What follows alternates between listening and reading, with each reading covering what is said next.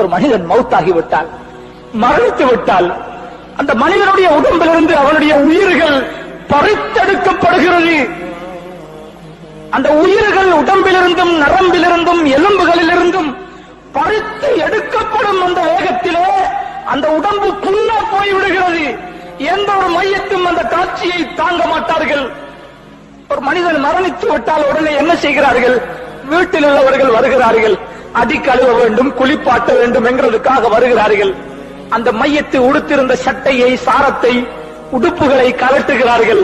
கலட்டத் தொடங்கும் பொழுது அந்த மையத்து ஒரு சத்தம் வைக்கிறது, ஐயுகல் ராசில், என்னை குளிப்பாட்டுபவனே, என்னை குளிப்பாட்ட வந்திருப்பவனே, இப்பொழுதுதான் என்னுடைய உடம்பிலே உயிர் கலட்டப்பட்டு உடம்புகள் புண்ணா போயிருக்கிறது.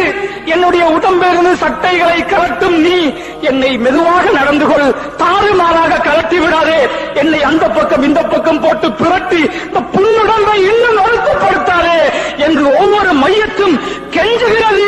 இந்த நேரத்தில் அதிகமாக அந்த மையத்து கவலைப்படுகிறது என்று நபி ஸல்லல்லாஹு அலைஹி வஸல்லம் அவர்கள் சொன்னார். ஒவ்வொருத்தரும் அனுபவிக்க இருக்கிறோம், ஒவ்வொருத்தரும் மௌத்தாக இருக்கிறோம், ஒவ்வொருத்தருக்கும் இந்த சக்கராத்து வர இருக்கிறது. ஒவ்வொருத்தரையும் குளிப்பாற்றுவதற்காக குடும்பத்தார்கள் வருவார்கள், நம்முடைய சட்டைகளையும் கலட்டுவார்கள். அந்த நேரத்தில் தான் அதை உணர முடியுமே தவிர எவ்வளவு சொன்னாலும் புரிய வைக்க முடியாது. அல்லாஹ்வுடைய நல்லடியார்களே, மையத்தின் இந்த நேரத்தில் படக்கூடிய கவலை, இந்த வேதனை, அது போடக்கூடிய சத்தம் ரொம்ப தாழ்மையாக கேட்டுக்கொள்கிறது. சத்தம் போட்டு கேட்கிறது தாழ்மையா, புண்ணுடம்பு புண்ணுடம்பு, இதை தாக்கி விடாதே, மென்மையாக மிருதுவாக பூ போல என்னுடைய உடம்பை நடத்து, என்னால தாங்க முடியாது என்று அவனுடைய குளிப்பாட்டுவனிடத்தில் கெஞ்சி கேட்டுக் கொள்கிறது. இந்த சத்தத்தை மனிதனையும் ஜின்களையும் தவிர உள்ள உலகத்திலே உள்ள அத்தனை உயிருள்ள வஸ்துக்களும் கேட்கிறது என்று நபி ஸல்லல்லாஹு அலைஹி வஸல்லம் அவர்கள் சொன்னார். அல்லாஹ்வுடைய நல்லடியார்களே, அதை குளிப்பாட்டுவதற்காக சட்டையை கலட்டினதோட தண்ணீரை கொண்டு வந்து வைக்கிறான் மனிதன் குளிப்பாட்ட.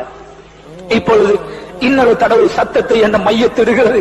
மையத்து வேற யாரையும் யோசிக்க கூடாது, நம்ம ஒருத்தரை என்ன யோசிக்கும், நான் தான் அது. நான் மரணிக்கும் பொழுது நான் இப்படி சத்தம் விடுவேனே, இப்படி ஒரு நிலைமை எனக்கு உருவாகுமே என்று நினைச்சா இன்னும் லேசாக இருக்கும். அல்லாஹ்வுடைய நல்லடியார்களே, அந்த மையத்தை இரண்டாவது கத்துகிறது, குளிப்பாட்டுபவனே, நீ தண்ணீரை கொண்டு வந்து வைத்திருக்கிறாய், என்னுடைய உடம்பு புண்ணுடம்பு, நீ கொண்டு வந்து வைத்திருக்கும் இந்த தண்ணீர் என்னுடைய உடம்பு தாங்காது, அந்த தண்ணீர் சுடுகிறது, கொஞ்சம் ஆற்றிக்கொள், ஐஸ் தண்ணியை போட்டு ஊத்திடாது, என் உடம்பு தாங்காது, நல்லா சுடு தண்ணியையும் போட்டு என்ன குளிப்பாட்டாது, என் உடம்பு தாங்காது, சூடும் இல்லாமல் கடும் குளிரும் இல்லாமல் நடுப்பட்ட சாதாரண தண்ணீரை என்னுடைய உடம்பிலே மெதுவாக ஊற்றி என்னுடைய உடம்பை இறுக்கமாக தேய்த்து விடாது, உயிரோடு இருக்கும் பொழுது என் உடம்பை தேய்க்கிற மாதிரி நான் மௌத்தாகிட்டேன் என்ன அப்படி தேய்க்காது. இது கத்துகிறது. அந்த சத்தம் ஜின்களுக்கும் மனிதர்களுக்கும் தவிர எல்லா படைப்பினங்களுக்கும் கேட்கிறது. நம்ம வீட்டுல ஒரு பூனை இருந்தா அந்த பூனைக்கும் கேட்கும். அல்லாஹ்வுடைய நல்லடியார்கள், எல்லா மிருகங்களும் கேட்கிறது, எல்லா உயிரினங்களும் கேட்கிறது. பிறகு இந்த மனிதனை குளிப்பாட்டி விட்டு கஃனிட தொடங்கும் பொழுது இந்த மையத்தை சொல்லுகிறது, கஃனிடுவதற்காக என்னை கொஞ்சம் தூக்குவீர்கள், கவனமாக என்னை தூக்குங்கள், என்னை கண்டவோடு என்னை புலங்காதீர்கள், கண்டவோடு என்னை புரட்டாதீர்கள், ஏற்கனவே வருத்தத்தில் நொந்து போயிருக்கிறேன், என்னை கவனமாக மிருதுவாக கண்ணியமாக நடத்துங்கள் என்று கெஞ்சி கெஞ்சி கேட்டுக் கொள்கிறது. அதனாலதான் குளிப்பாற்ற நேரமும் குடும்பத்தில் உள்ளவங்க அந்த இடத்துல இருக்கணும், குடும்பத்தில் உள்ளவங்க மையத்துடைய வேலைகளை செய்யணும், ரொம்ப கண்ணியமாக நடந்து கொள்வாங்க.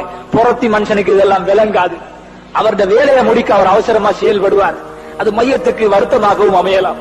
அல்லாஹ்வுடைய நல்லடியார்களே, கஃனிடும் பொழுது அந்த கஃனை செய்து முடிக்கும் பொழுது சொல்லுகிறது, என்னுடைய கஃனை மூடும் பொழுது முதலாவது முகத்து பக்கத்தை கட்டிடாதீங்க, முதலாவது என்னுடைய கால்களை மூடிவிடுங்கள், இரண்டாவது இடுப்பை மூடுங்கள், என் முகத்தை கடைசியா மூடுங்க, கடைசியா முகத்தை மூடுங்க, என் குடும்பத்தை நான் ஒருக்க பார்க்கணும், இதுக்கு பிறகு இவங்களை பார்க்க முடியாது, இனிமேல் நான் இந்த முகங்களை பார்க்க உலகத்துக்கு மீண்டும் வர மாட்டேன், கடைசியாக என்னுடைய வீட்டிலிருந்து நான் அல்லாஹ்வை சந்திப்பதற்காக செல்லுகிறேன், கபருக்கு செல்லுகிறேன், என் முகத்தை கடைசியா மூடுங்க, கொஞ்சம் என் பிள்ளைகளை பார்க்கணும், வந்திருக்கிற சொந்தக்காரர்களை பார்க்கணும் என்று அந்த மையத்தை ரொம்ப பணிவாக சத்தமிட்டு அங்க இருக்கிறவங்கள்ட்ட கேட்டுக்கொள்வதாக நபி ஸல்லல்லாஹு அலைஹி வஸல்லம் அவர்கள் சொன்னார்.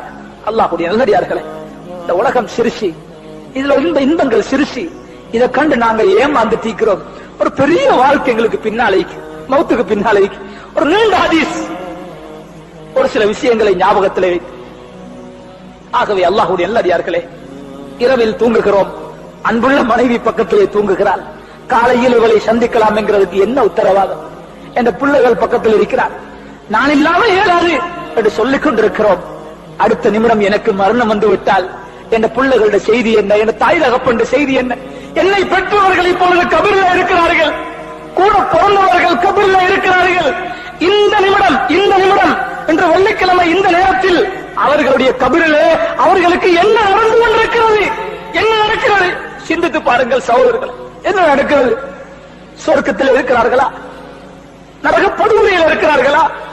அவர்களுடைய நன்மையின் காரணமாக கபரிலிருந்து உயர்த்தப்பட்டு சுவர்க்கத்துக்கு சென்று விட்டார்களா? அல்லது அவர்களுடைய பாவத்தின் காரணமாக அந்த இருட்டறையிலே நொறுக்கப்பட்டு அல்லாஹ்வுடைய தண்டனைக்கு உட்பட்டு விட்டார்களா? யாருக்கு தெரியும்? இதே நிலைதான் நமக்கும் வரப்போகிறது. ஆகவே உலகத்துல எங்க போனாலும், எந்த நாட்டுக்கு போனாலும் மௌத்த மறந்து மட்டும் வாழக்கூடாது. மௌத்த அடிக்கடி நினைக்கிறது அமல் செய்யறதுக்கு லேசி, தொழுகிறதுக்கு லேசி, ஜிக்ர் செய்யறது லேசி. மௌத்தை நினைக்கிறவன் அமல் லேசி, ஜிக்ர் லேசி, குர்ஆன் ஓதுறது லேசி, குடும்பத்தை தீனுடைய அடிப்படையிலே, இஸ்லாமிய அடிப்படையிலே வழிநடத்துறது லேசி, வியாபாரம் செய்யறது லேசி, ஹலாலாக நடந்து கொள்றது லேசி, ஹராத்திலிருந்து தவிர்ந்து கொள்றது லேசி, மௌத்தை முன்வைத்து வாழும் பொழுது. ஆகவே எல்லாரும் அடையவருக்கும் அந்த மரணத்தை அல்லாஹ் நம் அத்தனை பேருக்கும் சாந்தியானதாக, ஈடற்றம் மிக்கதாக ஆக்கி அருள்வானாக. யா அல்லாஹ், எங்களுடைய பாவங்களை மன்னிப்பாயாக, நன்மைக்கு வழிகாட்டுவாயாக, பாவத்திலிருந்து நம்மை பாதுகாப்பாயாக. நாம் எல்லாரையும் காத்து கொண்டிருக்கும் அந்த மௌத்தை யா அல்லாஹ், அந்த மௌத்துடைய சக்கராத்தை நமக்கு லேசுபடுத்துவாயாக. சக்கராத்துடைய வருத்தத்தை கொண்டு நம்மை சோதித்து விடாது யா அல்லாஹ். நம்முடைய உடம்புகள் தாங்காது யா அல்லாஹ். உன்னுடைய அருள் தேவை யா அல்லாஹ். உன்னுடைய கிருபை நமக்கு தேவைப்படுகிறது யா அல்லாஹ். நமக்கு நேரான வழியை காட்டுவாயாக, உனக்கு விருப்பமான வாழ்க்கையை நசீபாக்குவாயாக. நபிகளாரின் வாழ்க்கை வழிமுறைகளை நம்முடைய வாழ்க்கையில் எடுத்து நிற்க தௌபு செய்திடுவாயாக. பாவம் செய்பவர்களை பாவத்திலிருந்து பாதுகாத்திடுவாயாக. நன்மைகளை விட்டும் தூரமாக வாழ்பவர்களை நன்மைகளின் பக்கம் நெருக்கி வைப்பாயாக. உலகத்திலே சுவர்க்கத்துக்காக உழைக்க தௌபு செய்திடுவாயாக. உலகத்துக்காக உழைக்கிறோம் யா அல்லாஹ், உலகத்தை கோடி கோடியாக சேர்த்து வைத்திருக்கிறோம் யா அல்லாஹ். ஆகிரத்தை மறந்திருக்கும் நமக்கு நம்முடைய சிந்தனைகளை தூண்டி விடுவாயாக. கபரை, மௌத்தை, மஹ்ஷரை, சுவர்க்கத்தை, நரகத்தை நம்முடைய முன்னால் வைத்து அதற்காக உழைக்கக்கூடிய நல்லடியார்கள் கூட்டத்தில் நாம் அத்தனை பேரையும் ஆக்கி அருள்வாயாக. ஆமீன், ஆமீன்.